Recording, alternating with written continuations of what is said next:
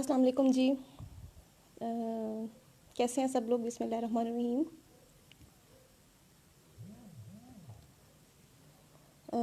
सबसे पहले तो माज़रत कि हम ये कल नहीं कर सके सेशन। हालांकि मैं रेडी थी, लेकिन क्योंकि ग्रुप पे कोई एडमिन अवेलेबल नहीं था, दैट्स वाई हम कल ये नहीं कर सके। पिछले हफ्ते मैंने आप लोगों से एक पोस्ट शेयर की थी कि आप किस ऑप्शनल के ऊपर चाहते हैं एक ओवरव्यू। तो बहुत से लोगों ने यूएस हिस्ट्री के लिए रिक्वेस्ट की। तो आज का सेशन इंशाल्लाह ताला यूएस हिस्ट्री पे ही होगा। थोड़ा सा हम इसको डिस्कस करेंगे एज एन ऑप्शनल। इसके क्या स्कोप है, इसके क्या मार्क्स स्कोर है, इसका ट्रेंड कैसा है, और is it easy to prepare और not. These question will be dealt इंशाल्लाह। ठीक हो गया? जी थोड़ा सा टाइम मैं दे देती हूँ, जिसने आना है वो आ जाए इससे पहले कि हम स्टार्ट करें।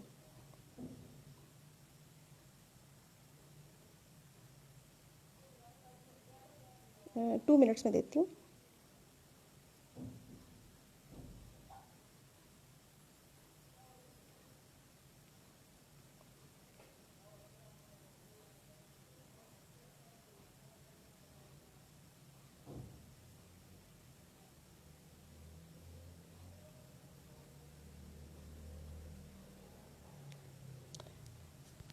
हाँ जी, ठीक है जी।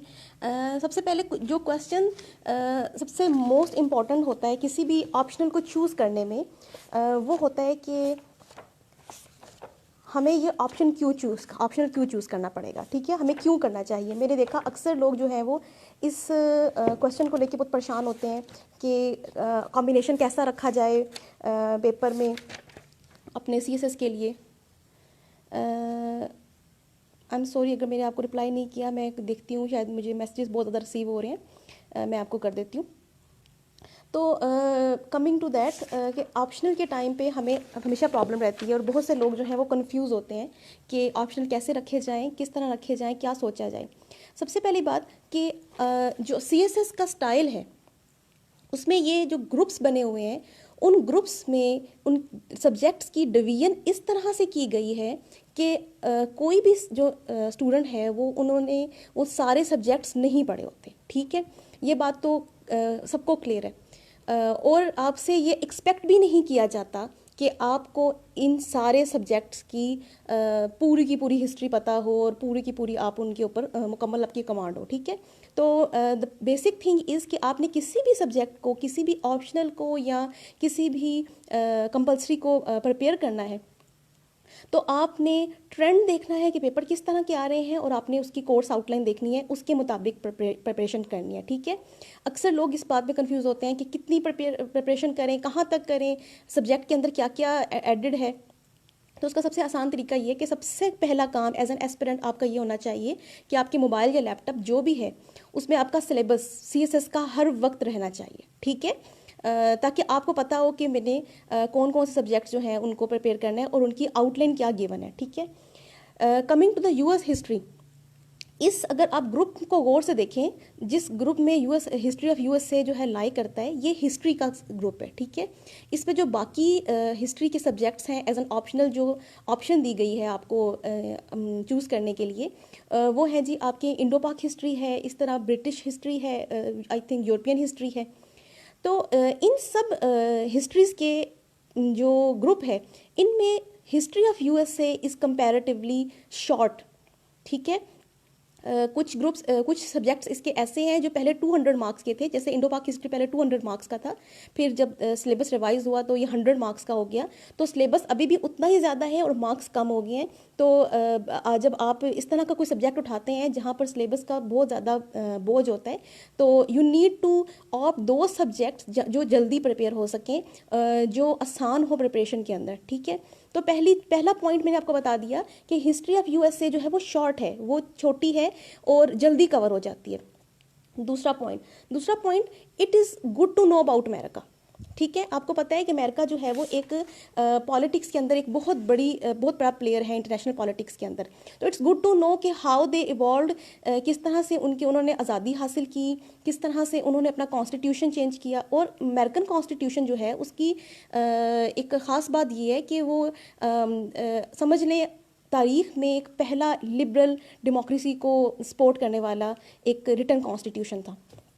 तो it's very good to have that reference. आप कहीं और भी इस रेफरेंस को यूज़ कर सकते हैं। याद रखें सीएसएस के अंदर नॉलेज बहुत डिपेंड करता है, जितना नॉलेज आप गेन करेंगे उतना ही आपका काम आएगा। नॉलेज कहीं ना कहीं आप इस्तेमाल कर सकते हैं उसको, ठीक है जी। अच्छा जी, उसके बाद बहुत से लोग ये क्वेश्चन करते हैं कि इज़ इट स्कोरिंग और नॉट। देखिए ये भी डिपेंड करता है। यूएस हिस्ट्री के जो अब के पेपर्स आ रहे हैं, मैं जो पिछले 3-4 साल से इसको मॉनिटर कर रही हूँ, उसमें ये हो रहा है कि यूएस हिस्ट्री के जो पेपर्स हैं वो एनालिटिकल होना स्टार्ट हो गए, ठीक है। वो पेट पेपर नहीं होना स्टार्ट हो गए। वहाँ पर आपको स्कोप नज़र आ रहा है, मार्जिन नज़र आ रहा है अपना एनालिसिस देने का, ठीक है। पाकिस्तान अफेयर्स और यूएस हिस्ट्री, इन दोनों में यानी कि जब भी हिस्ट्री का क्वेश्चन आता है, हिस्ट्री का पेपर आता है, तो वहाँ पर आपका जो सब्जेक्ट होता है वो थोड़ा सा लो स्कोरिंग होता है। क्यों? क्योंकि वही घिसी पट्टी बातें हैं, वही इवेंट्स हैं जो आपने रटे हुए हैं और हर एक ने वही इवेंट्स लिख देने हैं, ठीक है। लेकिन अब ये ट्रेंडिंग या आप कह सकते हैं थोड़ा सा स्कोरिंग इसलिए बन रहा है। वैसे यूएस हिस्ट्री को हम एक सेफ सब्जेक्ट लेते हैं जो आपको 50 और 60 की मार्क्स रेंज में मार्क्स आराम से दे देता है, उसमें आपको ज़्यादा मेहनत नहीं करनी पड़ती। लेकिन अगर आप चाहते हैं कि 65 या 70 तक आप जाएँ या 75 तक जाएँ, तो फिर आपको थोड़ा सा एडिशन करना पड़ेगा। और वो एडिशन जो है वो मोस्टली कब होगा, जब आप पेपर के अंदर एनालिटिकल क्वेश्चंस को अटेम्प्ट करें, ठीक है। अभी आपने देखा पिछले साल जो क्वेश्चन आया था 2019 में कि जो आपकी ट्रम्प की फॉरेन पॉलिसी को पूछा गया था, उसके बारे में पूछा गया था। तो कितना अच्छा सब्जेक्ट है ये इस लिहाज से कि आपको करंट अफेयर्स के अंदर तो फॉरेन पॉलिसी पढ़नी ही पढ़नी है, और जब आप थोड़ा सा एनालिसिस बेस वहाँ पर कर लेते हैं करंट अफेयर्स के अंदर, तो वही एनालिसिस जब आप इस वाले पेपर में पुट करेंगे तो आपको मार्क्स अच्छे मिल जाते हैं। फिर यही तरीका होता है जिससे एक समझ लें एज होता है, एक एज बनता है एक नॉर्मल स्कोरिंग के दरमियान और हाई स्कोरिंग के दरमियान, या आप कह सकते हैं गुड स्कोर के दरमियान। ठीक हो गया जी। एक मिनट, मैं आपके क्वेश्चंस का आंसर करती हूँ।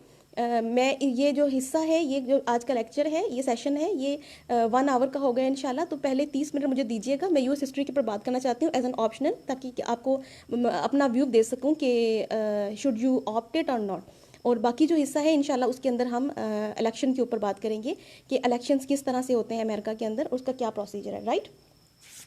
अच्छा जी, तो ये तो रीज़न है कि आपका आपने इसको ऑप्ट करना है या नहीं करना। व्हाट इज़ योर एप्टीट्यूड, ये भी डिपेंड करता है। कुछ लोग हिस्ट्री को बहुत पसंद करते हैं, इंक्लूडिंग माई सेल्फ। मुझे लगता है कि आप हिस्ट्री को जान लेते हैं तो आप बहुत कुछ किसी भी मुल्क के बारे में समझ जाते हैं, उसके बहुत ज़्यादा स्ट्रक्चर को समझ पाते हैं। दूसरा ये कि जो पॉलिटिकल साइंस लोग ऑप्ट कर रहे हैं, ठीक है, अपने ऑप्शनल में 200 मार्क्स के लिए, ठीक है। मैं क्वेश्चंस के आंसर करती हूँ प्लीज़। जो पॉलिटिकल साइंस लोग ऑप्ट कर रहे हैं उनके लिए यूएस हिस्ट्री को रखना ज़्यादा अच्छा है, इसलिए क्योंकि पॉलिटिकल साइंस का जो आपका पेपर बी है उसके अंदर जो पहला पार्ट है, पार्ट 1, वहाँ पर जो कंपैरेटिव गवर्नमेंट्स और कंपैरेटिव पॉलिटिक्स की बात की गई है, तो जो 2 मेन कंट्रीज़ वहाँ पर डिस्कस किए गए हैं वो है यूके और यूएसए, ठीक है। साथ में फ्रांस और जर्मनी भी अब उन्होंने जोड़ दिया है। लेकिन जो मेन क्वेश्चंस आते हैं, जो हर साल एक क्वेश्चन लाजमी आता है यूके या यूएसए में से आता है, ठीक है। तो अभी जो मेरी अपना सेशन चल रहा है, जो मेरा स्टूडेंट्स हैं वो माशाल्लाह से पॉलिटिकल साइंस के अंदर ही यूएस हिस्ट्री का काफ़ी ज़्यादा कोर्स कवर कर चुकी है। यूएस हिस्ट्री का कॉन्स्टिट्यूशन मेकिंग का प्रोसेस, कॉन्स्टिट्यूशन का प्रोसेस, उसके बाद salient features of constitution, presidential powers, presidential elections, Congress, वहाँ पर हम सारा का सारा डिस्कस कर चुके हैं। सेनेटरल पावर्स और सेपरेशन ऑफ पावर्स का कॉन्सेप्ट वहाँ पर हमने डिस्कस किया है। प्रेसिडेंशियल सिस्टम का डिस्कस किया है। तो पॉलिटिकल साइंस का जो एक बहुत बड़ा तो मैं नहीं कह सकती, लेकिन पार्ट 2 का एक जो पेपर 2 का पार्ट 1 है, वहाँ से आपने अगर यूएस को अच्छे से प्रिपेयर कर लिया तो आपका वो पार्ट हो जाता है, क्योंकि यूके और यूएसए में से एक क्वेश्चन लाजमी आता है। बाकी जो है वो डिपेंड करता है। ठीक हो गया। अच्छा जी, उसके बाद अब नेक्स्ट क्वेश्चन हमारा ये है कि यूएस हिस्ट्री को प्रिपेयर कैसे किया जाए, उसकी क्या स्ट्रैटेजीज़ हैं, कौन सा तरीका है। तो अगर आप एक जनरल सा ओवरव्यू लें तो यूएस हिस्ट्री जो है वो है तो 1492 से स्टार्ट होती है, ठीक है। लेकिन अगर हम इसको दो हिस्सों में तकसीम करें तो एक वो जैसे हम पाकिस्तान में कहते हैं प्री पार्टीशन और पोस्ट पार्टीशन, इसी तरह यूएस हिस्ट्री जो है वो भी एक उनकी पार्टीशन तो है नहीं है, वहाँ पर जो ब्रिटिश इम्पीरियलिज्म था वो ख़त्म होने का टाइम, जो उससे पहले का टाइम है, और उसके जो बाद का टाइम है, वो दो हिस्सों में डिवाइड हो जाता है। तो नॉर्मली जो क्वेश्चन आता है, जो आप समझ लें जो डिक्लेरेशन ऑफ इंडिपेंडेंस है उनका, उससे जो पहले क्वेश्चन आता है, जो पहला वाला पार्ट है, वहाँ से वॉर ऑफ इंडिपेंडेंस का क्वेश्चन बहुत लाजमी आता है। हर 2 या 3 साल के बाद ये क्वेश्चन रिपीट हो रहा होता है, किसी न किसी एस्पेक्ट से वो पूछ रहा होता है कि वॉर ऑफ इंडिपेंडेंस कैसे हुई, उसके क्या रीजंस थे, कोई पर्टिकुलर इवेंट पूछ लेता है वॉर ऑफ इंडिपेंडेंस से, मर्केंटाइलिज्म के बारे में पूछ लेता है कि वो किस तरह से उसने इफेक्ट किया, इम्पैक्ट किया। इसी तरह से कभी कभार वो कॉलोनीज़ के एरा का पूछ लेता है कि क्या वो काम थे, क्या वो सिनेरियोज थे जिन्होंने पुश किया वॉर ऑफ इंडिपेंडेंस की तरफ। और अगर आप गौर से पढ़ें यूएस हिस्ट्री को तो आपको थोड़ी सी सिमिलैरिटी नज़र आएगी पाकिस्तान के हालात में, यानी कि जो बड़े सगीर था जब उसके ऊपर ब्रिटिश इम्पीरियलिज्म थी, और अमेरिका के हालात में भी सेम टू सेम। जैसे वहाँ एक वॉर ऑफ इंडिपेंडेंस हुई, यहाँ पर एक वॉर ऑफ इंडिपेंडेंस हुई थी 1857 में, लेकिन उनकी एक बड़ी ख़ास बात है कि वहाँ पर उन्होंने जो दूसरी इम्पीरियल पावर्स थी उन्होंने उनका साथ दिया था, फ्रांस वगैरह ने, और यहाँ पर हमें क्योंकि किसी ने साथ नहीं दिया था तो it was a failed attempt. ठीक हो गया जी। अच्छा, कुछ लोग कह रहे हैं कि आईआर के साथ ओवरलैप करती है, I wanted to know how. अच्छा जी, उसके बाद स्ट्रेटजीज क्या है, मैंने कौन सी बुक रीड की, मेरे जो इस अटैम्प्ट में 65 मार्क्स हैं 2019 वाली अटैम्प्ट में, और 2017 वाली अटैम्प्ट में आई थिंक 40s या 50s में थे, लेकिन that year it was axed, so you can not say कि वो मार्क्स जो है वो रियल शो करते हैं, क्योंकि जिस साल भी कोई सब्जेक्ट जो है वो एक्स हो जाता है, यानी उस पर कुल्हाड़ा चल जाता है, तो यू नेवर नो कि वहाँ पर एफर्ट्स को पुट किया देखा गया है या फिर बस आंखें बंद करके मार्क्स दिए गए हैं। तो that risk factor will always be there. ये ऐसा नहीं हो सकता कि आप कह दें कि इस साल कौन सा जो है वो ट्रेंडिंग में से कट करेगा या नहीं करेगा। बहुत सारे लोगों ने कहा कि आईआर जो है वो 2-3 साल में बहुत ज़्यादा उसके ऊपर हुआ है, सख्ती हुई है, तो हो सकता है 2019 में जो है वो ना सख्ती हो, बट वी सॉ कि आईआर को बहुत ज़्यादा रगड़ा लगा है 2019 में भी, और एक्सपेक्टेड यही है कि जो 20 का पेपर आया है वो भी बहुत बुरे हालात में था। तो जी ये बुक है, इसका नाम है जी history of the United State of America, USA की, और ये मुजामदार की लिखी हुई बुक है। इसके अंदर दोनों वॉल्यूम्स उन्होंने इकट्ठे कर दिए हैं, मेरे पास जो है। इससे आपका काफ़ी ज़्यादा पार्ट हो जाता है हिस्ट्री से रिलेटेड, ठीक है। जो हिस्टोरिकल इवेंट्स हैं वो काफ़ी डिटेल में लिखे हुए हैं, लेकिन याद रखें बुक्स के अंदर डिटेल ज़्यादा होती हैं, आपको इतनी डिटेल्स नहीं चाहिए होती हैं। एक बहुत इंपॉर्टेंट जो फैक्टर होता है हिस्ट्री को पढ़ने में वो होता है कि हिस्ट्री को कहाँ तक पढ़ें, ठीक है। हिस्टोरिकल इवेंट्स तो बहुत ज़्यादा होते हैं, और अगर आप ये किताब पढ़ने बैठना शुरू हो जाएंगे तो आप तो लगे रहेंगे, और इसके अंदर बहुत सारी डिटेल्स हैं जो रेलिवेंट नहीं है, ठीक है। तो आपने क्या करना है, अपनी सिलेबस निकालना है, ठीक है। इस टाइम मेरे पास सिलेबस मौजूद है यूएस हिस्ट्री का, और उसके अंदर जो आपको 20-25 टॉपिक्स दिए गए हैं वो ज़रा गौर से देखिए, और उनको आपने इस बुक से प्रिपेयर करना है, ठीक है। आपने सारा नहीं प्रिपेयर कर लेना, क्योंकि ये जो काम अगर आप करेंगे सारा प्रिपेयर करने वाला, तो क्या होगा कि at the and everything will be a mess, तो ये नहीं करना। अच्छा जी, उसके अलावा अभी जैसे प्रेडिक्ट करें कि अगला पेपर किस तरह से आने वाला है, ठीक है। आपको पता है अगले साल इस साल नवंबर में इलेक्शंस हो रहे हैं अमेरिका के, और आज मेरा जो सेकंड पार्ट है वो यूएस इलेक्शन के ऊपर ही है, प्रेसिडेंशियल इलेक्शन के ऊपर है। तो ये मैं क्यों करवा रही हूँ, क्योंकि इस साल इलेक्शंस होने वाले हैं, और most probably next year paper में ये क्वेश्चन आ जाए। That book name author name is Majumdar, ये इंडियन ऑथर है, ठीक है। अच्छा जी, तो ये भी एक क्वेश्चन आ सकता है, ठीक है। मोस्ट प्रेडिक्टेड क्वेश्चन है कि जब भी इलेक्शन ईयर होता है तो अगले साल इलेक्शन का क्वेश्चन आता है, इलेक्शन प्रोसीजर का क्वेश्चन आता है। अच्छा जी, एक और जो अभी एक बहुत बड़ा आपको पता है अमेरिका के अंदर रेसिज्म के ऊपर प्रोटेस्ट चल रहे हैं, जो जॉर्ज फ्लॉयड वाला केस हुआ है, तो उसको लेके क्वेश्चन प्रेडिक्टेड है कि स्लेवरी के ऊपर क्वेश्चन आ सकता है अगले साल। अमेरिका के अंदर एक बहुत बड़ी तारीख है स्लेवरी की, एक पूरी की पूरी जंग लड़ी गई है इसके अंदर आपको पता होगा कि सिविल वॉर जो थी नॉर्थ और साउथ के बीच में लड़ी गई, जब अमेरिका की आधी रियासतों ने, जो सदर्न रियासतें थी, स्टेट्स थी, उन्होंने अपने आप को अमेरिका की यूनियन से अलहदा करके एक कॉन्फेडरेशन बना ली और दे सेड कि we are no longer part of USA. तो उस वजह से क्या हुआ, एक सिविल वॉर लड़ेगी और उसका जो बेसिक पर्पस था वो स्लेवरी था कि स्टेट जो थी वो स्लेवरी की हमायत करती थी, बिकॉज देवर जो थे वो जिम्मेदार थे, यानी कि वो अब जिसको प्लांटर्स बोलते थे, वाइट प्लांटर्स बोलते थे। तो ऑब्वियसली जब वो स्लेवरी की हिमायत करते थे, उनको मजदूर चाहिए होते थे, और जो नॉर्दर्न पार्ट्स थे दे वर अगेंस्ट द स्लेवरी। तो आपका ये क्वेश्चन आ सकता है, प्रडिक्शन ये है कि क्योंकि रेसिज्म की वो एक दफ़ा फिर से लहर स्टार्ट हुई है, तो आप ओरिजिन को ट्रेस करें कि अमेरिका के अंदर स्लेवरी का ओरिजिन कहाँ से हुआ और कहाँ ख़त्म हुई। और उसके बाद एक ये क्वेश्चन भी आ सकता है सिविल राइट्स मूवमेंट्स के ऊपर भी। अमेरिका के अंदर सिविल राइट मूवमेंट्स बहुत ज़्यादा चली हैं, जो ब्लैक्स थे आपके, वो उन्होंने बहुत ज़्यादा प्रोटेस्ट किए और एक लंबी चौड़ी तहरीकें चलाने के बाद उनको राइट्स मिले थे, सिविल राइट्स। तो इस तरह से आपने पेपर को सोचना है, समझना है कि किस तरह से जो रीसेंट ट्रेंड्स हैं वो पेपर के अंदर इनकॉर्पोरेट किए जा सकते हैं। क्योंकि मैंने आपको बताया पेपर जो है वो एनालिटिकल आ रहे हैं, उसके अंदर डिवीजन जो है वो अब इस तरह से होने लगी है। 2-3 क्वेश्चन पेट होते हैं, 2-3 क्वेश्चन जो है वो रीसेंट इवेंट से होते हैं। तो जो रीसेंट इवेंट के क्वेश्चन हैं, जो एनालिटिकल बेस हैं, थोड़ा बहुत आप उसके अंदर इनपुट कर सकते हो अपनी तरफ से, तो वो क्वेश्चन अटैम्प्ट करें तो आपको इंशाल्लाह यूएस हिस्ट्री बहुत जो अच्छे मार्क्स देगा, I am sure of that. ठीक हो गया जी। अच्छा जी, अब क्योंकि सब लोग मौजूद हैं तो हम लोग ऐसा करते हैं, अभी जो मेरे सेशन का पार्ट 2 है उस पर बात कर लेते हैं। मैंने ये वादा किया हुआ था सबसे कि मैं जो यूएस हिस्ट्री का, या जब भी पॉलिटिकल साइंस का भी मुझे लोगों ने कहा था कि आप लेक्चर दें, तो मैंने आज वो वाला टॉपिक चुना है जिससे ये दोनों टॉपिक यूएस हिस्ट्री का भी और पॉलिटिकल साइंस का भी कवर हो जाएगा। क्योंकि पॉलिटिकल साइंस का भी एक बहुत अहम टॉपिक है प्रेसिडेंशियल इलेक्शंस। ठीक है, let me just open the slides. तो जी सबसे पहले आपने बात करनी है यूएस इलेक्शंस के ऊपर।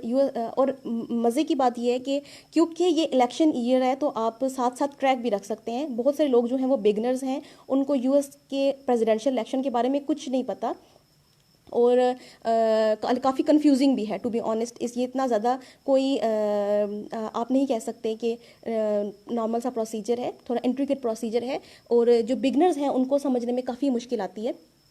तो आज कोशिश करेंगे इंशाल्लाह आपको समझा दें, ताकि जब तक इलेक्शंस आते हैं तो आप मॉनिटर भी कर सकें और आप ट्रैक भी रख सकेंगे इंशाल्लाह इस सेशन के बाद।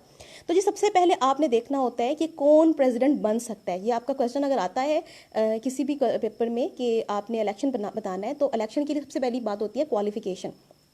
तो पहला आपका क्वेश्चन होता है कि who can be a president. तो उसमें ये पहली शर्त यही है कि the person should be a natural born citizen of America. ये आपकी आर्टिकल 2 जो है वो इसे करता है एड्रेस आपका कॉन्स्टिट्यूशन का, उसका सेक्शन 1 और क्लॉज 5 है।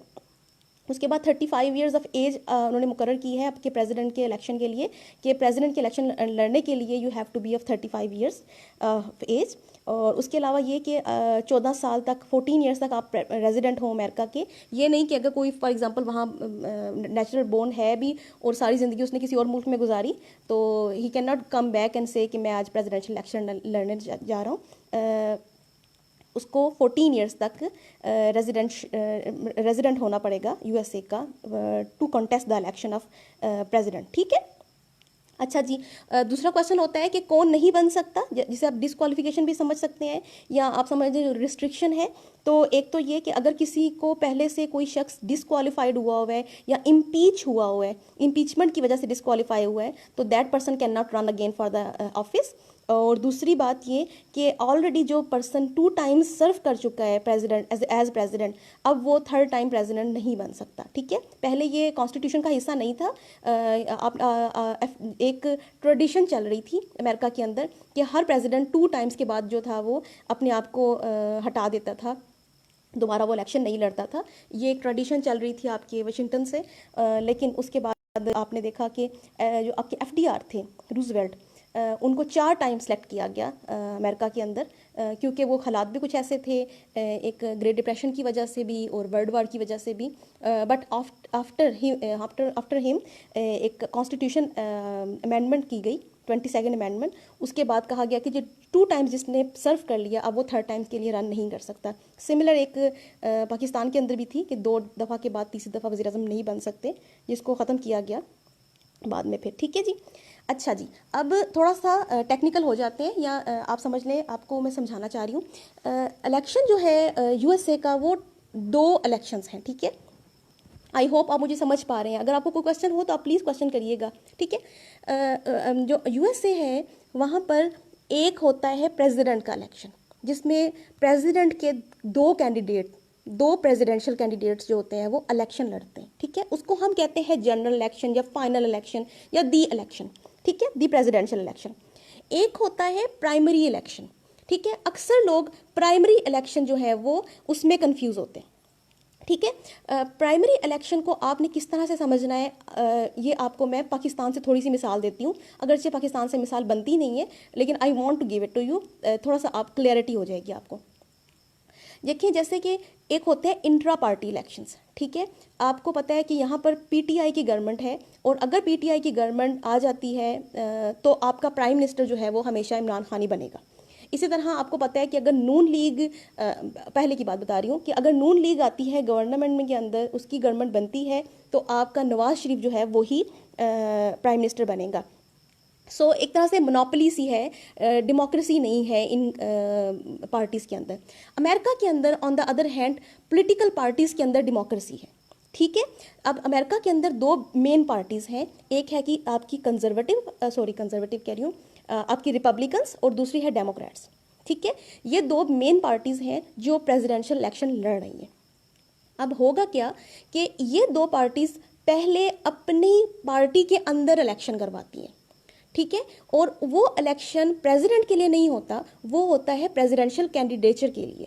आप अपने प्रेसिडेंट कैंडिडेचर, अपना कैंडिडेट ढूंढते हैं पार्टी के अंदर। ठीक है, इसको ऐसे समझिए कि फॉर एग्जांपल जो डेमोक्रेट्स हैं उसके अंदर एक बहुत बड़ी पार्टी है, और 4 या 5 लोग कहते हैं कि we want to be the candidate for democrats, हम जो है वो प्रेसिडेंशियल कैंडिडेट बनना चाहते हैं आपकी पार्टी से। इसको थोड़ा समझिए, जिस तरह यहाँ पर टिकटों पे बहस होती है कि आप हमें आप नेशनल असम्बली का टिकट दे दें या फिर प्रोविंशियल असम्बली का टिकट दे दें, जो उस पर बहस होती है, वहाँ पर तो आपकी जो सेंट्रल कमेटी होती है पार्टी की वो डिसाइड करती है, लेकिन यहाँ पर सिलसिला अलग है। तो होगा क्या कि अब जब जो डेमोक्रेट्स हैं उनके अंदर 5 लोगों ने फॉर एग्जांपल कह दिया कि हम चाहते हैं कि इस साल जो प्रेसिडेंट का इलेक्शन लड़ें वो हम लड़ें, लेकिन किसके फोरम पे, डेमोक्रेट्स के फोरम पे। ठीक है, यानी कि डेमोक्रेट्स की को रिप्रेजेंट करूं मैं। अच्छा, अब ये जो 5 लोग हैं ये अपने आप को शो करते हैं, अपने आप को बताते हैं कि जी हम अपने प्रेसिडेंट कैंडिडेचर के लिए हम अपने आप को कर रहे हैं, प्रेजेंट कर रहे हैं। अब होगा क्या, जो प्राइमरी इलेक्शन है, ठीक है, जो फरवरी से स्टार्ट हो जाता है, यानी कि इस साल फॉर एग्जांपल इलेक्शन होने हैं तो फरवरी से इनके इलेक्शन स्टार्ट हो चुके हैं। तो होता क्या है कि फरवरी से इनके इलेक्शन स्टार्ट होते हैं, लेकिन वो इलेक्शंस इंट्रा पार्टी इलेक्शंस होते हैं, उसमें सिर्फ और सिर्फ जो पार्टी के लोग हैं वो काम करते हैं। ठीक है, अब इसको समझिएगा। आपको पता होगा कि एक ज़माना था जब नया पीटीआई ने सिस्टम स्टार्ट किया कि आप मोबाइल पे मैसेज करें और अपने आप को पीटीआई का रजिस्टर्ड वोटर कह दें। ठीक है, इसी तरह अमेरिका के अंदर भी बहुत सारे लोग जो हैं वो पार्टी के साथ रजिस्टर्ड होते हैं। ठीक है, वो कहते हैं कि जी हम डेमोक्रेटिक हैं, हम डेमोक्रेट्स के साथ जुड़े हुए हैं और हम उसके रजिस्टर्ड पार्टी वोटर हैं। इसी तरह कुछ लोग हैं जो कहेंगे कि हम रिपब्लिकन के साथ जुड़े हुए हैं। तो जो प्राइमरी इलेक्शन है वहाँ पर डेमोक्रेट्स के जो रजिस्टर्ड वोटर्स हैं उनके पास जाया जाता है। ठीक है, और उनसे बात की जाती है, उनसे पूछा जाता है कि आप इन 5 लोगों में से किस शख्स को चाहते हैं कि वो डेमोक्रेट्स के टिकट पे इलेक्शन लड़े ऑन प्रेसिडेंशियल इलेक्शन। ठीक है, ये थोड़ा सा मैंने आसान अल्फाज में सिखा दिया, थोड़ा सा इसमें इंट्रिकेशन है, लेकिन आप उसके अंदर मत जाएं।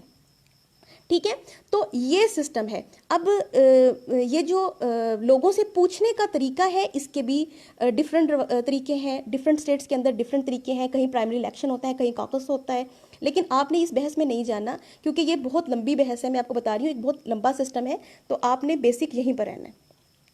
तो होता क्या है कि जब ये जो आपके प्राइमरी इलेक्शंस होते हैं, यहाँ पर जो लोग हैं, जो नॉर्मल पीपल हैं, जो पार्टी के रजिस्टर्ड वोटर हैं, कहीं पर सब लोग कर सकते हैं स्टेट के, किसी स्टेट में ऐसा भी है कि सब लोग वोट कर सकते हैं, कुछ स्टेट्स में ऐसा है कि सिर्फ पार्टी रजिस्टर्ड जो वोटर्स होते हैं वो वोट करते हैं, कहीं ये होता है कि सिर्फ जो न्यूट्रल लोग होते हैं वो वाले और जो पार्टी रजिस्टर्ड हैं वो कर सकते हैं वोट।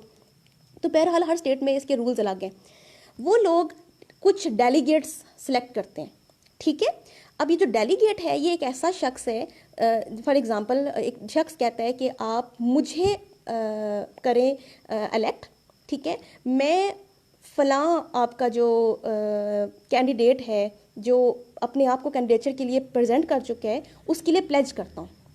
तो these are called pledged delegates, ठीक है। अब आपने क्या किया, अब एक नॉर्मल पर्सन जो है, अमेरिकन पर्सन जो है, वो किसी भी एक डेलीगेट को वोट करेगा, ठीक है, और वो उसको वोट करेगा या अपनी राय का इजहार करेगा किसी और तरीके से, और जो वो डेलीगेट्स हैं फिर वो जो जीत जाएंगे वो जाएंगे आपकी नेशनल कन्वेंशन में, ठीक है।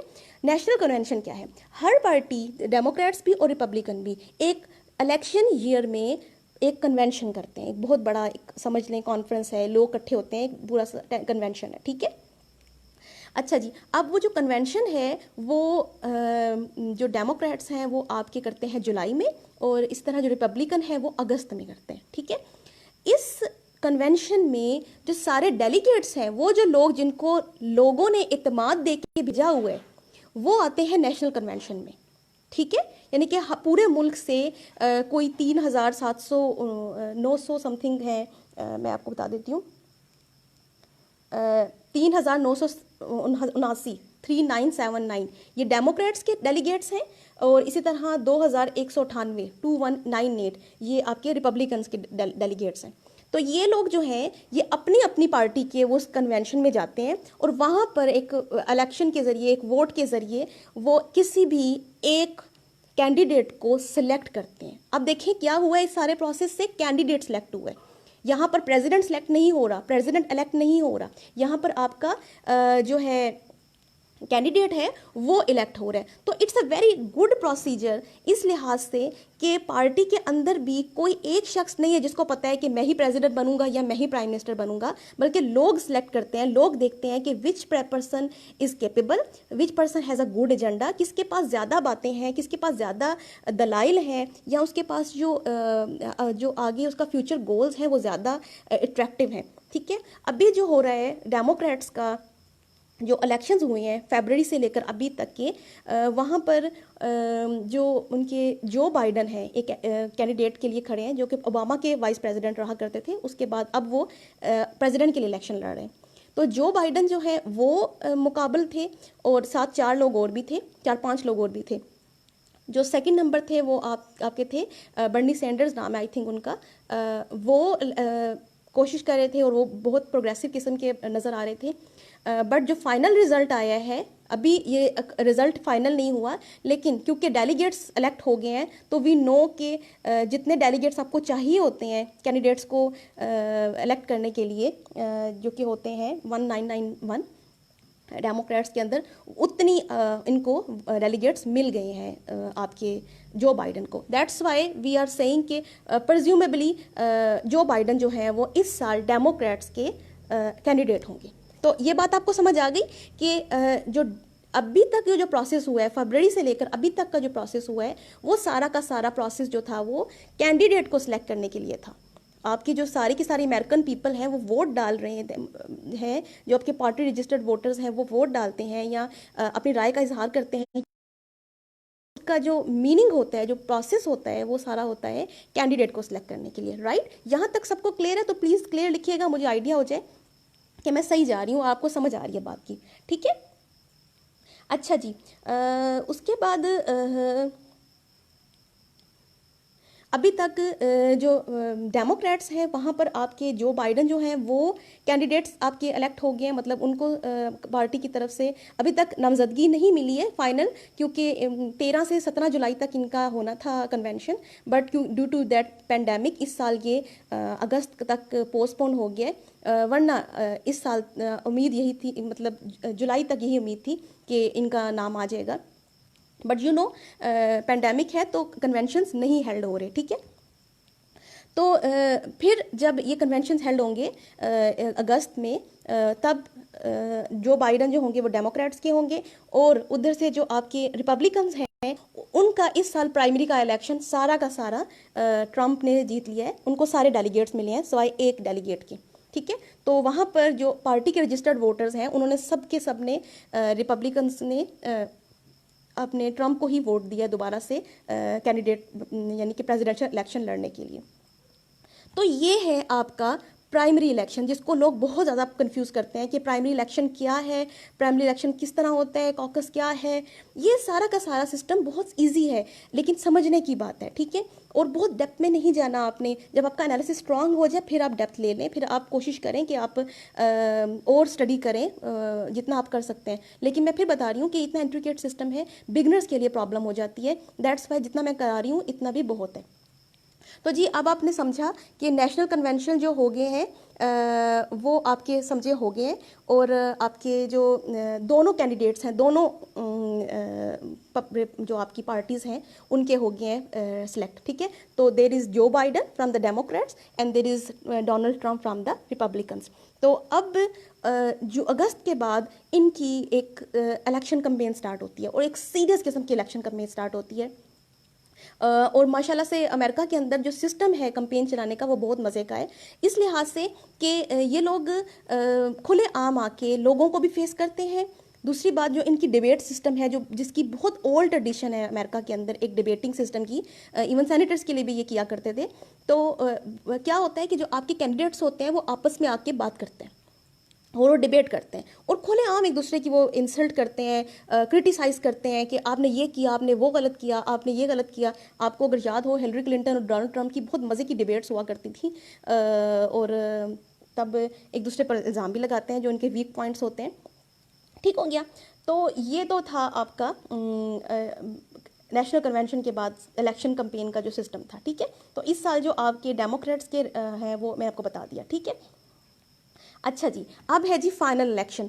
इसको लोग बहुत परेशान होते हैं, भाई इलेक्ट हो रहा है, सेलेक्ट हो रहा है, इलेक्टोरल कॉलेज क्या है, इलेक्टर्स क्या है, भाई कौन सी स्टेट जीत गई, स्विंग स्टेट्स क्या है। तो let me put it in a very simple way. सबसे पहली बात, अमेरिका के अंदर एक इनडायरेक्ट डेमोक्रेसी है, ठीक है। जो आपका प्रेसिडेंट है वो इलेक्ट तो होता है, ठीक है, लेकिन वो इनडायरेक्टली इलेक्ट होता है, ठीक है। जो इसकी रूह थी इस सिस्टम को इंट्रोड्यूस करवाने की वो ये थी कि there must be a people, a close people, या एक इलेक्टोरल कॉलेज। इलेक्टोरल कॉलेज उन लोगों को कहते हैं जो किसी को चुनने के लिए बनाया जाता है, ठीक है। तो इलेक्टोरल कॉलेज वो कॉलेज या वो बॉडी है पीपल की जो किसी को चुनने के लिए, किसी को इलेक्ट करने के लिए बनाई जाती है, ठीक है। तो ये बात आपने समझ लेनी है। तो उस ज़माने में ये किया जाता था कि जो एक कॉकस सा एक बन जाता था, या एक जो बॉडी बन जाती थी, इलेक्टोरल कॉलेज जो बन जाता था, वो कहते थे कि ये लोग सोच समझ के किसी अच्छे शख्स को चुन लेंगे, ठीक है। लेकिन अब क्योंकि पार्टी सिस्टम डेवलप हो गया है, तो यू ऑलरेडी नो कि ये जो अगर मैं इस शख्स को वोट दूं, इलेक्टोरल कॉलेज का जो शख्स है, इलेक्टर है, तो मैं इनडायरेक्टली जो है वो या तो रिपब्लिकन को वोट दे रही हूँ या फिर किसको वोट दे रही हूँ, डेमोक्रेट्स को। तो ये है तो इनडायरेक्ट, लेकिन बन ये डायरेक्ट किया है, क्योंकि on the end you know कि at the end you know कि यही बंदा सिलेक्ट होना है जिसको मैं कह रही हूँ, ठीक है। अब ज़रा समझते हैं कि ये इलेक्टोरल कॉलेज क्या है और ये इतनी परेशानी की बात क्यों है। अच्छा जी, इलेक्टोरल कॉलेज एक बॉडी ऑफ पीपल है, ठीक है, जिसका मेन पर्पज़ ये है कि उन्होंने यूएस के प्रेसिडेंट को इलेक्ट करना है, ठीक। लेकिन अब इन लोगों को कैसे इलेक्ट किया जाता है? होता ये है कि जो दोनों प्रेसिडेंट के कैंडिडेट्स हैं वो एक लिस्ट फराहम करते हैं, ठीक है, और उन लिस्ट पे उन लोगों के नाम लिखे होते हैं जिनको वो अपने इलेक्टोरल कॉलेज के अंदर एंटर करना चाहते हैं, मींस अपने इलेक्टर्स को वो प्रोवाइड करते हैं। दे कैन बी एनी पीपल, ठीक है, वो उनकी अपनी डिस्क्रेशन होती है। और ये जो लोग हैं, ये जो पीपल हैं, इनका कांग्रेस या एमएनए या मेंबर ऑफ कांग्रेस होने से कोई ताल्लुक नहीं है। ये बात हमेशा याद रखिए, अक्सर लोग इसको कंफ्यूज करते हैं क्योंकि इनकी तादाद सेम है, दैट्स वाई लोग कंफ्यूज करते हैं। जो कांग्रेस है, जो उनका पार्लियामेंट है, जिससे हमारा पार्लियामेंट है, उनका कांग्रेस उसका नाम है अमेरिका में, जो उनकी लेजिस्लेचर है, उनके जो मेंबर्स हैं उनका प्रेसिडेंशियल इलेक्शन से कोई ताल्लुक नहीं है। It is called separation of power. Legislature अलग काम करती है, एग्जेक्टिव बिल्कुल अलग काम करती है। There is a separation of power between the two. They can be a check and balance system, but कोई भी उनके दरमियान कोऑर्डिनेशन इस तरह से डायरेक्टली नहीं मेंटेन की गई। तो अब होगा क्या, अब जो आपका प्रेसिडेंशियल कैंडिडेट है वो क्या करेगा, एक लिस्ट प्रोवाइड करेगा और कहेगा कि these are my electors, right. अब वो क्या होगा, अब वो इलेक्टर्स कितने हैं, टोटल अमेरिका में तादाद इलेक्टर्स की 538 है, ठीक है। 538 को किस तरह से डिवाइड किया गया है, होता ये है कि अमेरिका के अंदर 50 स्टेट्स हैं, आपको ये पता है। तो हर जो स्टेट है उसको कुछ खास हद तक इलेक्टर्स प्रोवाइड किए गए, ठीक है। जो बहुत बड़ी स्टेट है उसको ज़्यादा इलेक्टर्स दिए गए हैं, जो छोटी स्टेट है उसको कम इलेक्टर्स दिए गए, ठीक है। फॉर एग्जाम्पल जैसे आपकी कैलिफोर्निया है, वहाँ 55 इलेक्टर्स हैं, बहुत ज़्यादा है, ठीक है। इसी तरह आपकी जो छोटी स्टेट्स हैं वहाँ 3 भी हैं, जो सबसे कम है वो 3 है, और 3, 3, 5 भी हैं कहीं इस तरह से। तो ये थोड़ा सा इंटरेस्टिंग है, इसको समझिएगा। अब होगा क्या कि हर स्टेट में इलेक्शंस होते हैं एक ही दिन, ठीक है। अमेरिका के अंदर जो नवंबर होता है उसका पहला पीर गुजरने के अगले मंगल को, ठीक है, इलेक्शंस होते हैं। इनका पार्टी से कोई ताल्लुक नहीं होता, ये पार्टी के मेंबर भी हो सकते हैं या फिर वो कहीं से भी उठा सकते हैं, ठीक है। तो अच्छा, अब आप समझिएगा होगा क्या कि हर जो आपका स्टेट है वहाँ पर एक इलेक्शन हो जाएगा एक ही दिन में। इस साल 3 नवंबर 2020 को पूरे के पूरे अमेरिका में इलेक्शंस होंगे। इलेक्शंस में तमाम आम लोग, पीपल ऑफ अमेरिका वोट देते हैं, लेकिन वो वोट किसी एक लिस्ट को देते हैं, या तो रिपब्लिकन की लिस्ट को या डेमोक्रेट्स की लिस्ट को, ठीक हो गया। तो यहाँ पर एक इंटरेस्टिंग बात है जो नहीं समझ आती है बहुत से लोगों को। देखिए फॉर एग्जांपल कैलिफोर्निया के अंदर 55 इलेक्टर्स खड़े हैं, ठीक। उन 55 में से 30 इलेक्टर्स जीत जाते हैं, 30 इलेक्टर्स जो हैं उनको वोट मिलते हैं जो कि डेमोक्रेट्स के, यानी कि डेमोक्रेट्स के 30 इलेक्शंस अगर इलेक्टर्स जो हैं वो जीत गए, और बाकी 25 जो हैं वो रिपब्लिकन को मिल गए। बट यहाँ पर एक फनी भी है लेकिन बहुत इंटरेस्टिंग इनका स्टाइल है। इनका जो रूल है वो है विनर टेक्स ऑल। तो जो अमेरिका के जो 30 डेमोक्रेट्स जीते हैं, 30 डेमोक्रेटिक इलेक्टर्स जीते हैं, वो जो बाकी 25 होंगे वो भी उसी को मिल जाएंगे। तो एक्चुअली डेमोक्रेट मिल जाते हैं, ठीक। तो जो 25 इलेक्टर्स रिपब्लिकन्स ने जीते हैं उनको कुछ भी नहीं मिलता। ये सारे अमेरिका में राइज है सिवाय 2 स्टेट्स के। सिर्फ 2 स्टेट्स हैं जो ये रूल्स लागू नहीं करती, एक नेब्रास्का और एक मेन। उसके अलावा तमाम अमेरिका के अंदर ये होता है कि अगर फॉर एग्जांपल कहीं 10 इलेक्टर्स हैं तो जिस भी पार्टी ने 6 जीत लिए उसको 10 के 10 मिल जाएंगे, उसकी पूरी लिस्ट वहाँ से जीत जाती है, यानी उसके 10 के 10 इलेक्टर्स जो हैं वो जीत जाते हैं, ठीक है। और जो जिसको 4 भी मिले हैं उसको कोई भी नहीं मिलता, उसको कहते हैं कि भाई नहीं, आपको कोई चीज़ नहीं मिल सकती, विनर टेक्स ऑल, ठीक। तो ये चीज़ अक्सर लोगों को समझ नहीं आती कि पॉपुलर वोट क्या है और इलेक्टोरल वोट क्या है। ये है जी इलेक्टोरल वोट, इसे कहते हैं इलेक्टोरल वोट का मिल जाना। फॉर एग्जांपल कैलिफोर्निया के अंदर एक बहुत बड़ी स्टेट है, वहाँ पर आपने इलेक्शन जीत लिया, ठीक है। 55 है ना टोटल उसके, तो फॉर एग्जांपल आपने 28 या 29 इलेक्टर्स जो है वहाँ से जीत लिए, तो आपको क्या हुआ, 55 की 55 मिल गए, ठीक। अच्छा, इसी तरह दूसरी जो स्टेट है इनकी, एक और बड़ी मज़े की स्टेट है, एक मिनट मुझे निकालने दीजिएगा। एक इनकी फ्लोरिडा है जो थोड़ी बड़ी है, आई थिंक 29 वहाँ पर इलेक्टर्स हैं। और इसी तरह एक और 2 स्टेट्स हैं इनकी, टेक्सास, वहाँ 38 इलेक्टर्स हैं इनके, ठीक है। इस तरह न्यूयॉर्क, वहाँ पर 29 इलेक्टर्स हैं। तो होता क्या है, जो पार्टीज़ हैं वो इन बड़ी बड़ी स्टेट्स के ऊपर फोकस करती हैं। उन्हें पता है कि अगर हम इन स्टेट से इलेक्टर्स को लेने में कामयाब हो जाते हैं तो हमें ज़्यादा इलेक्टर्स मिल जाएंगे। अब टोटल इलेक्टर्स कितने हैं, टोटल इलेक्टोरल कॉलेज की तादाद कितनी है, कितनी है जी? टोटल इलेक्टोरल कॉलेज की तादाद जो है वो है 538। ठीक है, किस तरह से? हर स्टेट के अंदर जितने मेंबर्स होते हैं हाउस ऑफ रिप्रेजेंटेटिव के, यानी कि जितने भी इलेक्टोरल डिस्ट्रिक्ट्स हैं, उसी के मुताबिक उसको इलेक्टर्स दिए जाते हैं। ठीक है, इसको एक ज़रा सा आसान अल्फाज में बताती हूँ कि हाउस ऑफ रिप्रेजेंटेटिव अमेरिका का नेशनल असेंबली की तरह समझ लें आप। ठीक है, जो लोअर हाउस है। तो आपको पता होगा कि जो टेक्सास है वहाँ से जो आपके इलेक्टर्स हैं, सॉरी जो आपके मेंबर्स हैं वो हैं जी 53। ठीक है, तो वो हाउस ऑफ रिप्रेजेंटेटिव के जितने मेंबर्स हैं प्लस 2 जो सेनेटर्स हैं उस स्टेट के, जो सेनेट पे बैठते हैं। तो जो तादाद है पूरी की पूरी स्टेट से इलेक्टोरल कॉलेज की, जो इलेक्टर की तादाद है वो इस तरह से है जी। बिल्कुल, जो इलेक्टर्स हैं वो पॉपुलेशन बेस पे हैं, पॉपुलेशन की बेस पे हैं। ठीक है, ये सारे जो इलेक्टर्स हैं ये सिमिलर हैं। जरा 2 मिनट दीजिएगा, अजान हो रही है।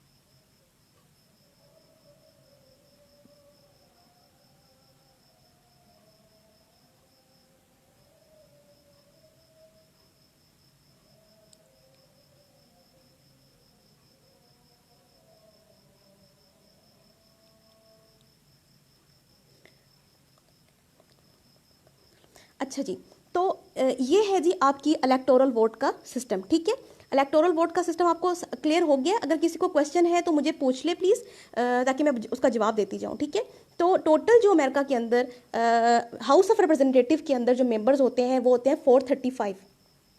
उतने ही हर स्टेट को उसी के मुताबिक 435 इलेक्टर्स दिए जाते हैं। लेकिन ये मेंबर्स और इलेक्टर्स में फ़र्क है, ये फिर याद रखिएगा, दे आर 2 डिफरेंट पीपल्स। अच्छा जी, उसके बाद जो हर आपकी जो सेनेट है उसमें 100 मेंबर्स होते हैं, उतने ही हर स्टेट को दिए जाते हैं इलेक्टर्स, यानी कि पर स्टेट को 2 इलेक्टर्स जो है वो एडेड दिए जाते हैं। और जो 538 है, जो एडिशनल 3 है वो आपकी डिस्ट्रिक्ट ऑफ कोलंबिया से आते हैं। ठीक है, जो आपकी वाशिंगटन है। तो जी ये तो हो गए आपके 538 इलेक्टर्स। ये आपका इलेक्टोरल कॉलेज है। इसका काम सिर्फ इलेक्शन के दिन इलेक्शन के बाद प्रेसिडेंट को इलेक्ट करना है और उसके बाद ये घर चले जाते हैं। इनका और कोई काम नहीं है, ना ये कांग्रेस में आते हैं, ना ये लॉ मेकिंग करते हैं, ना ही ये कैबिनेट बनाते हैं। तो ये बातें जो आपको एम्बिग्विटीज़ हैं इसको मैं क्लियर करना चाहती हूँ। इनका कोई काम नहीं होता उसके बाद, राइट, इलेक्टोरल कॉलेज के बाद। अच्छा जी, अब 538 के अंदर जो फिगर है वो है जी 270 का। 270 जो है वो हाफ का फिगर है। तो जैसे ही आप 271 पे जाते हैं या 270 जो है कर लेते हैं, गेट कर लेते हैं, ये आपकी सिंपल मेजॉरिटी है, यानी हाफ आप कर लेते हैं, तो आप प्रेसिडेंट बन जाते हैं। ठीक, अच्छा यहाँ पर मैं आपको एक फिनोमिना बताना चाहती हूँ जो अक्सर कन्फ्यूजन भी क्रिएट करता है और अक्सर ये खबरों में भी आता है और बहुत से लोग समझ नहीं पाते इसका क्या मतलब है, पॉपुलर वोट क्या है, इलेक्टोरल वोट क्या है। देखिए, अभी मैंने आपको बताया कि अमेरिका के अंदर जो बड़ी स्टेट्स हैं जैसे कैलिफोर्निया, उसके 55 इलेक्टर्स हैं। इसी तरह आपकी जो फ्लोरिडा, टेक्सास, न्यूयॉर्क, इन सबको मिला के आपके पास तकरीबन 150 से ऊपर बन जाते हैं। तो बड़ी बड़ी स्टेट्स जो हैं इसके अंदर अगर क्लोज मार्जिन से भी आप जीतते हैं, ठीक है, मैं उम्मीद है आपको समझा पाऊंगी इंशाल्लाह। फॉर एग्जांपल 55 वोट्स हैं कैलिफोर्निया के पास, ठीक है, आपके पास 30 वोट्स आपको मिल जाते हैं। जो बाकी 25 हैं वो थे तो रिपब्लिकन्स के, लेकिन वो सारे के सारे क्योंकि विनर टेक्स ऑल का रूल है तो वो डेमोक्रेट्स को मिल जाते हैं। तो वो जो 25 इलेक्टर्स जीते हुए थे जिनको लोगों ने वोट दिया हुआ था, उनका वोट जो है वो रिजेक्ट हो जाता है इस तरह से। तो ये अमेरिका की डेमोक्रेसी के ऊपर एक तनकीद भी है कि यहाँ पर पॉपुलर वोट की कोई अहमियत नहीं है, कोई इज्जत नहीं है। ठीक है, कि आपने 25 वोट तो 30 वोट चलो इलेक्टर्स तो जीत लिए, लेकिन जो बाकी 25 उनके जीते थे वो भी आपने इन्हीं को दे दिए।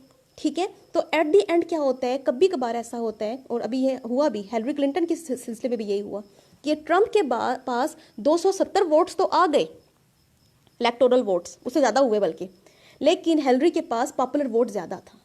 जो रिजेक्टेड वोट था, यानी कि जो वोट्स बिगर स्टेट्स के अंदर आपके जीतने वाले कैंडिडेट को दे दिया गया, उसका जो रिजेक्टेड वोट था वो हिलरी के पास ज़्यादा था। तो एट दी एंड जब पॉपुलर वोट की बात देखी गई तो जो लोगों ने वोट दिया था वो हिलरी को ज़्यादा दिया था, लेकिन क्योंकि इलेक्टर का सिस्टम था, इलेक्टर्स ने डिसाइड करना था, और जिसको 270 पहले वोट मिल गया इलेक्टर के, वो प्रेसिडेंट हो गया। दैट्स वाई आपके जो थे वो डोनाल्ड ट्रंप प्रेसिडेंट बन गए। ठीक है जी। अच्छा जी, एक दो क्वेश्चन और आ गए हैं, मैं 10 मिनट हैं तो मैं कोशिश करती हूँ आपको थोड़ा सा और बता दूँ इसके बारे में। अच्छा जी, उसके बाद फिर ये है कि आपको पता चल गया कि मैंने आपको बता दिया कि जो बड़ी स्टेट्स होती हैं वो एक की रोल प्ले करती हैं। कुछ एक बात होती है जिसको हम बोलते हैं स्विंग स्टेट्स।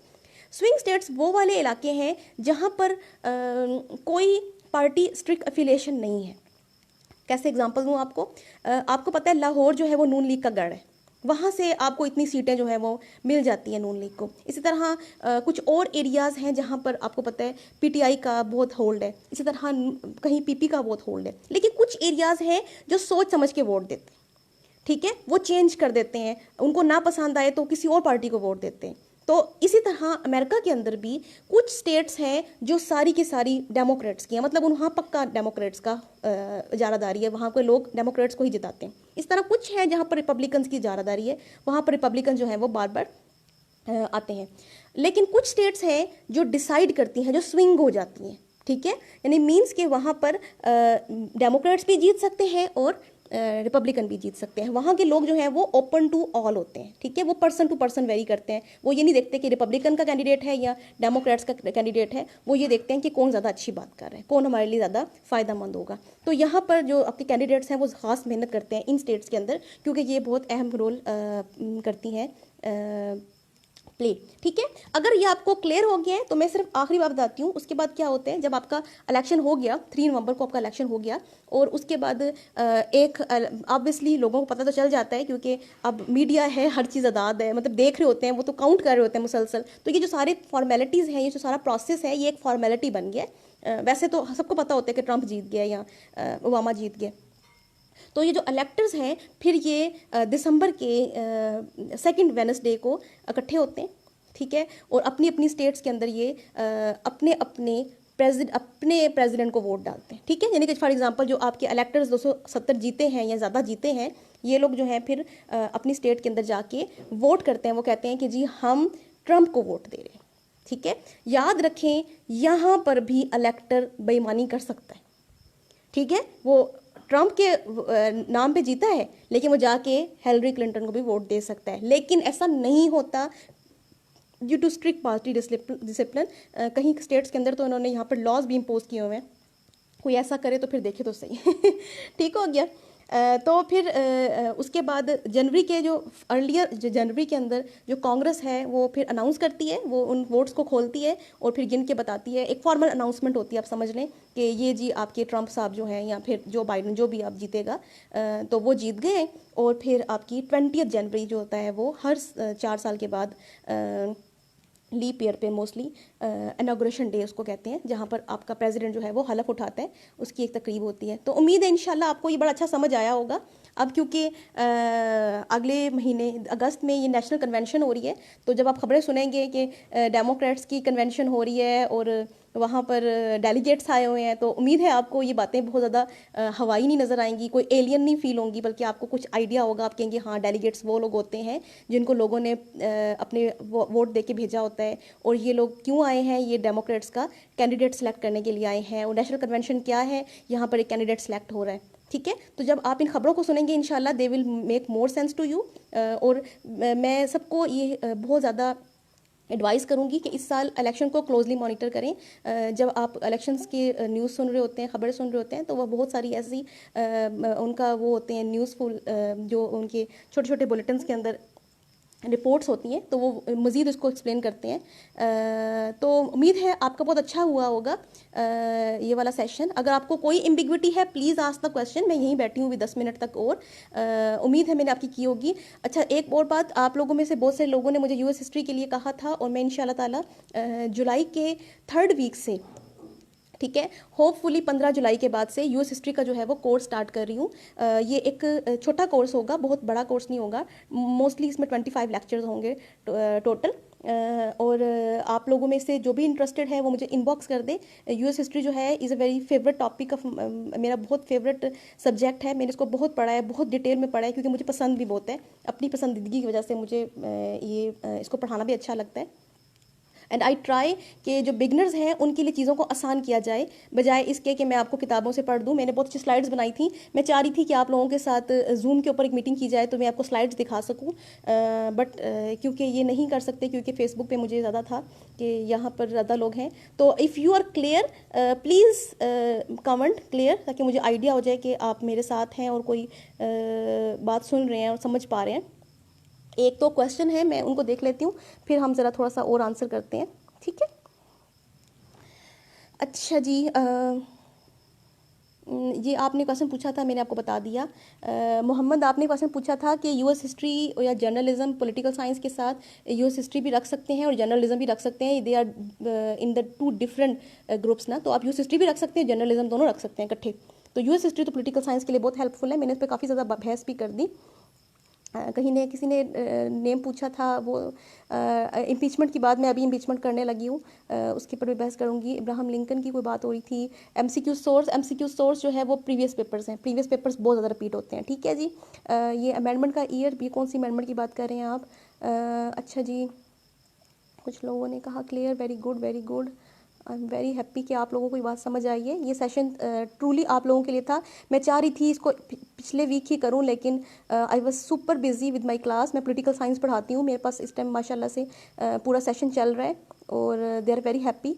बहुत सारे लोग थे जो कि मेरे क्लास में बिगनर्स थे। मुझे अक्सर यही रिक्वेस्ट आ रही हैं कि आप नया सेशन स्टार्ट करें। तो मेरा पॉलिटिकल साइंस का सेशन जो है वो 1 अगस्त से स्टार्ट होने वाला है इंशाल्लाह। तो अगर आप उसमें इंटरेस्टेड हैं आप मुझे इनबॉक्स करिए। देखिए जी, कोई भी फीस स्ट्रक्चर के लिए या फिर आपको पर्सनल आपने कोचिंग के लिए मुझे करना है, बात करनी है, तो आप मुझे मैसेज कीजिएगा इस चीज़ के लिए, ठीक है। तो पॉलिटिकल साइंस जो है वो भी मैं इसी तरीके से पढ़ाती हूँ। कोशिश मेरी यही होती है कि मेरे पास जो इस टाइम स्टूडेंट्स थे, they did not know the difference between executive and legislature and the judiciary. They did not even know that these are the 3 branches of the government, and now mashallah they are very well versed in all these things. उनको मोंटेस्क की theories पता है, उनको America का presidential system पता है माशाल्लाह से, और उनको चेक एंड बैलेंस का सिस्टम पता है। मेरे बहुत सारे स्टूडेंट इस टाइम ऑनलाइन भी हैं, you can always contact them and you can ask them.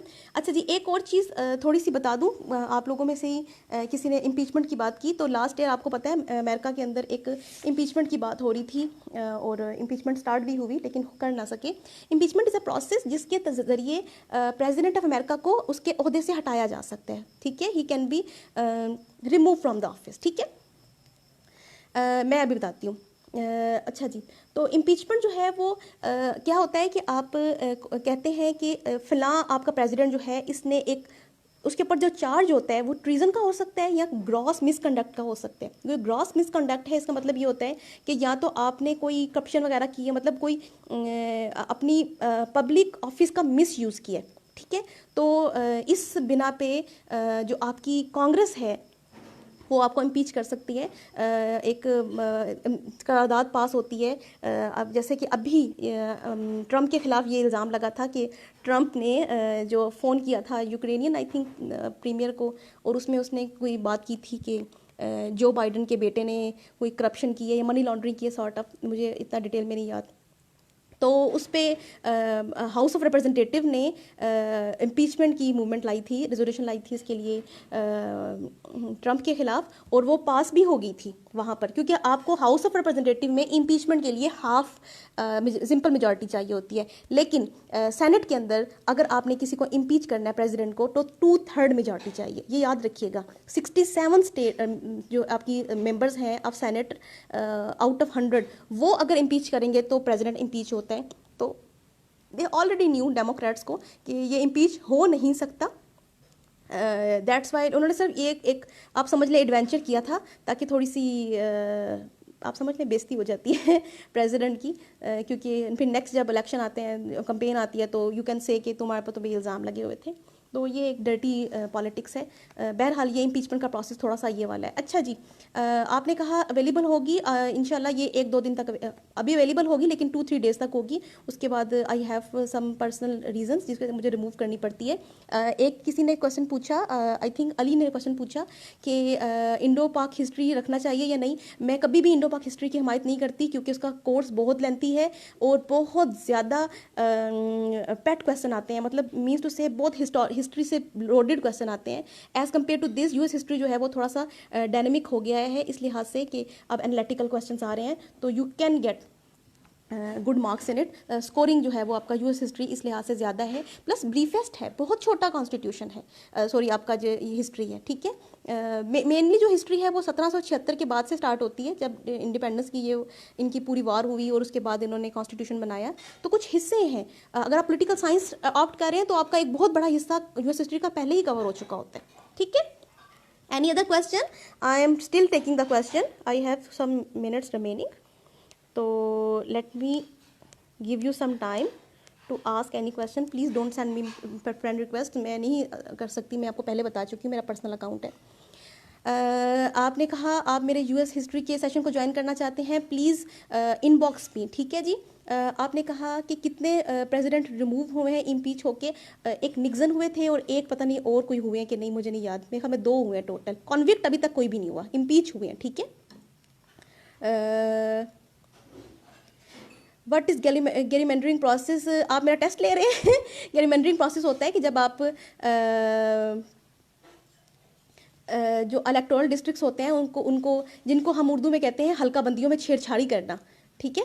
तो वहाँ पर आपको याद होगा पाकिस्तान में भी ये एक बड़ा शोशा बना था कि हल्का बंदियाँ इस तरह से की जाती हैं कि सीट्स जो हैं वो दूसरी जो पार्टी है उसको दे दी जाती हैं। फॉर एग्जांपल अगर कोई बड़ा सा हल्का है, वहाँ पर रूरल और अर्बन आबादी है, तो रूरल जो है वो पीटीआई को सपोर्ट कर रही है और जो अर्बन है वो नून लीग को सपोर्ट कर रही है, तो वो जो अर्बन की आबादी है वो उसको काट के दूसरे आता है, तो इसको कहते हैं गेरमेंडरिंग प्रोसेस। ये जो है ये एक डर्टी पॉलिटिक्स की वो है इसकी। अच्छा जी, उसके बाद और कोई क्वेश्चन है? लेट मी सी। अच्छा, ये क्वेश्चन आया कि किस तरह से आपने करना है, मुझे मैसेज कीजिएगा प्लीज़, मैं मैसेज के साथ बात कर रही हूँ। I R is good for with US history. I R is not good enough. मैं आप पहले सबको यही कहती हूँ, I don't like I R, opting I R. अगर आपका बैकग्राउंड नहीं है, अगर आप बिगनर हैं, तो आई आर कभी ऑप्ट ना करें। मेरा बहुत बुरा एक्सपीरियंस है आई आर के साथ। मैंने अपना बैचलर पॉलिटिकल साइंस के साथ किया था और मैंने जो पहली अटैम्प्ट दी है 2017 की, मैंने आईआर अटैम्प्ट किया है। मेरे सारा पूरा की पूरी अटैम्प्ट पास थी, इंक्लूडिंग एसए और एनीथिंग एवरीथिंग एल्स, लेकिन मेरा आईआर फेल था। उसका मेन रीज़न ये है कि आईआर जो है वो डेवलपिंग सब्जेक्ट है, वो भी खुद डेवलप हो रहा है और वो एनालिटिकल है। वो रियलिज्म पूछता नहीं है कि रियलिज्म की थ्योरी क्या है, वो रियलिज्म की एप्लीकेबिलिटी पूछता है कि इस वाले इवेंट को आप रियलिज्म की आंख से कैसे देखेंगे। तो एज़ कम्पेयर टू जब आप पॉलिटिकल साइंस पढ़ते हैं तो आपको पता है हॉब्स ने क्या कहा। हॉब्स ने एक लेवाइथन बनाई, उसने गवर्नमेंट सिस्टम दिया और एब्सोल्यूट मोनार्की की बात की। तो ये जो पेट बातें हैं, इसके नतीजे में, इसके मुकाबले में आईआर जो है वो एक मुश्किल सब्जेक्ट है। जो आईआर के स्टूडेंट्स हैं उनके लिए आसानी है। ऑब्वियसली आईआर जो है वो एनालिटिकल है, आईआर जो है वो मार्क्स भी देता है, लेकिन जो बिगनर्स हैं जिनका कोई बैकग्राउंड नहीं है, please don't opt IR. It is doing mess hackers. आप सब स्टूडेंट्स देख लें, जितनी भी इस साल की डीएमसीज हैं, आईआर ने 100 से नीचे स्कोर किया है, हर जगह पे 80s में गया है। इवन जो पास वाले स्टूडेंट हैं, जो पास्ड हैं, जो एलोकेटेड हैं, उनका भी स्कोर आईआर में बर्बादी हुई है, ठीक है। पॉलिटिकल साइंस के क्वेश्चंस किस तरह से करे जाए, मैंने इस पर पूरे सेशन किए हुए हैं, मैं दोबारा नहीं कर रही। कौन कौन सी बुक से पॉलिटिकल साइंस करते हैं, मेरे पास मल्टीपल बुक्स हैं, लेकिन मैं जो बिगनर्स हैं उनको बीए की बुक कहती हूँ। अच्छा, ये किसी ने कहा I are it much easy if you find it too easy.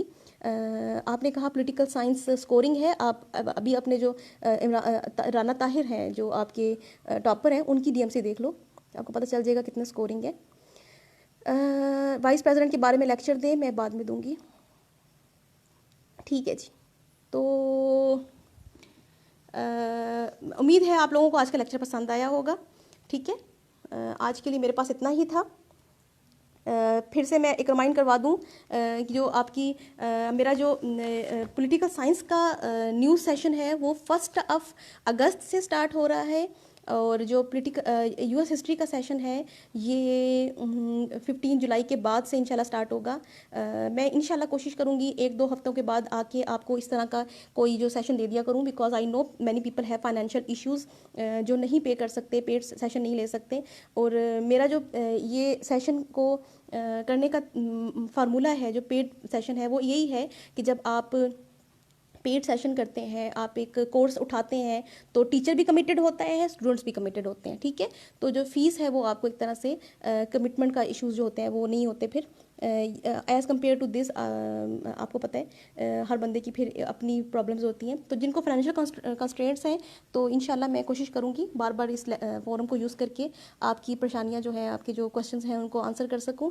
And for दोस्त जिनको पर्सनल कोचिंग का चाहिए, एक बात याद रखें, एकेडमी से ज़्यादा अच्छी चीज़ है पर्सनल कोचिंग। और ये मेरे साथ ऐसे जो स्टूडेंट्स हैं अभी इस टाइम ग्रुप में जो मेरे सेशन में हैं, वो स्टूडेंट हैं जो ऑलरेडी एकेडमी लगा भी रहे हैं इस टाइम, जिन्होंने अच्छी खासी फीसेस भी दी हुई हैं, but they find the session very informative because I have specially designed it for the beginners. I know कि how to teach it for the beginners. आपने आज का मेरा लेक्चर देख लिया होगा, मेरे डेमो लेक्चर के अंदर, कि मैं चीज़ों को सिंप्लीफाई करना जानती हूँ। मुझे अच्छा लगता है, मुझे आइडिया हो जाता है कि किस तरह से आपको समझाना है। ठीक है, आप मुझे मैसेज कीजिए, जिसको भी पॉलिटिकल साइंस का कोर्स उठाना है आप मुझे मैसेज कीजिए, मैं आपको फीस स्ट्रक्चर वगैरह भी सेंड कर दूंगी और आपको बता दूंगी कि कोर्स की आउटलाइन क्या है। माशाल्लाह से अभी हमारे 12 लेक्चर्स हुए हैं जो मेरे सेशन के लेक्चर्स चल रहे हैं, और we have already done with political science part 1 जो है, पेपर 1 जो है उसका तकरीबन 70-80% हमारा कोर्स कवर हो चुका है, और जो पेपर 2 है उसका भी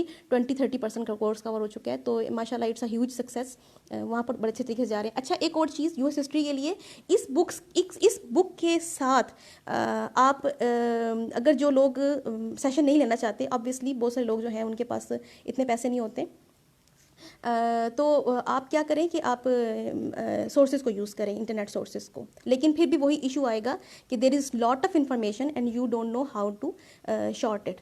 बहरहाल ये तो था मेरा आज का लेक्चर। जी मैं जूम पे क्लासेस लेती हूँ और मेरी एक पूरा कोर्स है। ठीक है, अल्लाह, मेरी तरफ से फिर अल्लाह हाफिज़। सबको क्लैरिटी है, कोई क्वेश्चन और रिगार्डिंग द लेक्चर आज का प्रेसिडेंशियल इलेक्शन इंशाल्लाह सबको क्लियर हो गया माशाल्लाह से, मुझे बड़ी खुशी है।